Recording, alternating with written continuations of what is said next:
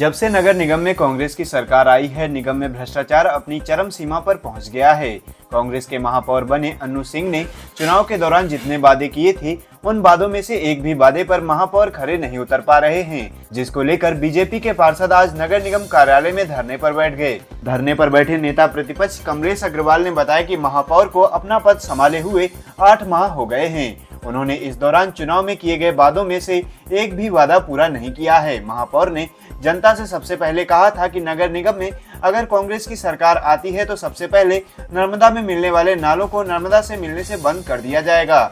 जबलपुर की सड़कों को मॉडल सड़क बना दिया जाएगा। इतिहास गवाह है कि इन 8 माह में नगर निगम में जो भ्रष्टाचार हुआ है, ऐसा निगम के इतिहास में आज तक नहीं हुआ है।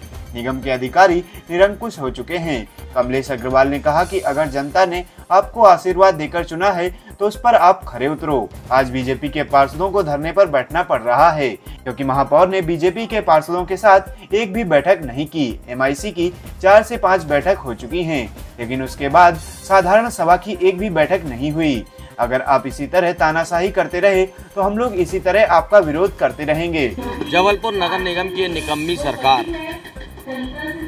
जब से महापौर जी चुनाव जीत के आए हैं, मुझे ऐसा लगता है कि इतिहास में काले अक्षरों में लिखा जाएगा। आज 8 महीना हो गया है, मगर महापौर जी ने जिस तरीके के जनता को लुभावने वादे किए थे, आज आप देखो वो एक भी वादे पे खरे नहीं उतरे। सबसे पहले उन्होंने बोला कि मैं 6 महीने के अंदर नर्मदा जी में जितने नाले मिलते हैं मैं उन नालों को बंद करवा दूंगा। आज क्या हुआ उसका? इन्होंने कहा कि मैं पूरे जबलपुर में मॉडल रोड बनाऊंगा। इन्होंने कहा कि पूरे जबलपुर में मैं सफाई करवाऊंगा, पूरे जबलपुर में जल की व्यवस्था करूंगा, भ्रष्टाचार बंद करूंगा। इतिहास गवाह है कि जो 8 महीने में भ्रष्टाचार हुआ है, आज तक नगर निगम के इतिहास में नहीं हुआ है। अधिकारी निरंकुश हो चुके हैं। मैं बार बार महापौर जी से कहना चाहता हूं कि जनता के साथ धोखा मत करो। जनता ने यदि आपको आशीर्वाद दिया है तो आप आशीर्वाद पे खरे उतरो।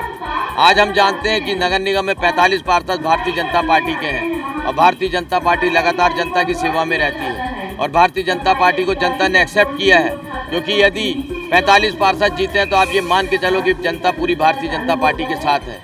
लेकिन आज भी हम कहना चाहते हैं कि आज हमें धरना क्यों देना पड़ा? इसलिए देना पड़ा क्योंकि महापौर जी ने किसी भी प्रकार का काम नहीं किया। आज तक आपने भारतीय जनता पार्टी के पार्षदों के साथ बैठक नहीं ली। आपने 4-4, 5-5 MIC की बैठकें कर ली, मगर किसी भी बैठक के बाद आपने साधारण सभा की बैठक नहीं की। तो जनता की आवाज़ उठाएगा कौन? यदि आप इस प्रकार की तानाशाही करेंगे तो हम लगातार आपका विरोध करेंगे और एक दिन ऐसा विरोध करेंगे कि आपके समझ में आ जाएगा। आज तो हमने सांकेतिक धरना दिया है। यदि ये 1 हफ्ते में नहीं चेतते हैं तो आने वाले समय में भारी भरकम धरना प्रदर्शन होने वाला है, क्योंकि हम जानते हैं कि इनके 10-10 जो MIC मेंबर हैं उनको अता पता नहीं है, उनको भौगोलिक स्थिति नहीं मालूम कि उनको करना क्या है, उनको अपने विभाग के बारे में नॉलेज नहीं है। कभी आपने देखा जबलपुर में किसी भी पेपर में आया हो कि MIC मेंबर ने वहाँ सर्वे किया, कुछ किया, निरीक्षण किया?